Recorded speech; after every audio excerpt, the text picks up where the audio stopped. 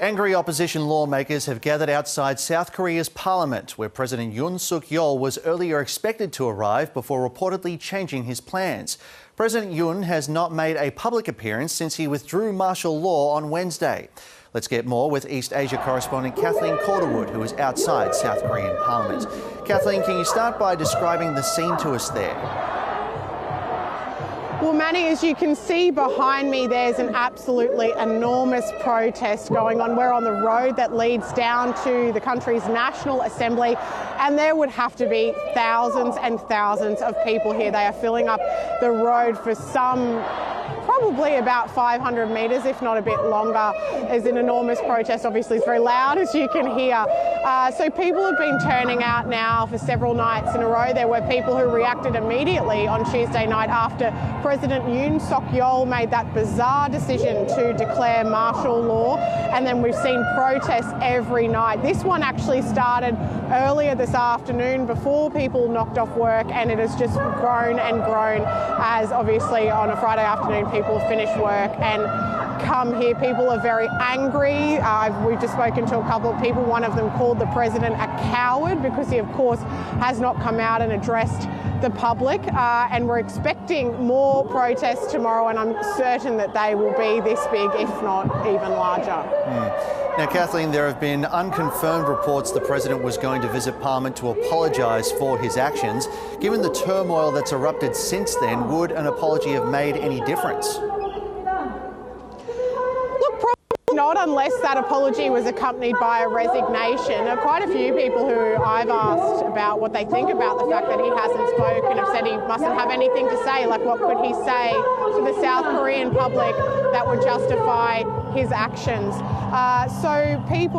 It's been quite a busy day in politics here today. It started with the leader of the PPP, the president's ruling party, I should say, the People Power Party, coming out and saying that he wanted to see the president suspended from duty. He stopped short of saying he was going to vote for impeachment, but he said he wants to see the president suspended. And then we were hearing these reports that the president was going to come to the National Assembly. He did have a private meeting with the leader of his party, but the party leader has since come out and said there was nothing that the president was able to say during that meeting that changed his mind in any way. Now, tell us a bit more about those impeachment proceedings. As you mentioned there seems to be some indication that members of the president's own party could be turning against him. So the formal impeachment proceedings started in the very early hours of Thursday morning. The opposition here does have the majority in the parliament. However, they need a 2/3 majority to pass the impeachment motion, and they fall just short of that. So they need 8 members of the ruling party to turn against the president and vote for his impeachment.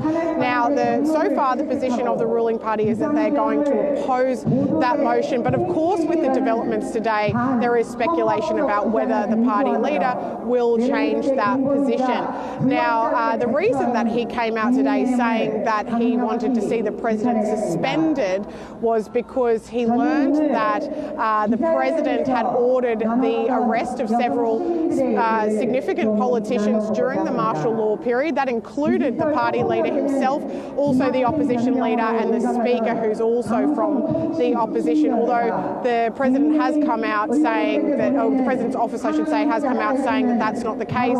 They withdrew that denial, but the party leader has said that the president repeated that to him in that one-on-one meeting. So look, you can see how many people are here tonight. People are extremely angry. We've spoken to quite a few people who've never protested or been political before, and this has galvanised them to come out and express their discontent with the president. So it would seem fairly logical that with another 24 hours of this kind of activity, these protests will continue tomorrow and before the impeachment vote, which is due at 7 p.m. tomorrow night, so just on 24 hours from now. Another 24 hours from this of politicians from the ruling party hearing from their constituents about how unhappy they are with this president. You would think that at least a few of them would turn and vote for the impeachment. Kathleen Calderwood coming to us there from Seoul. Thank you.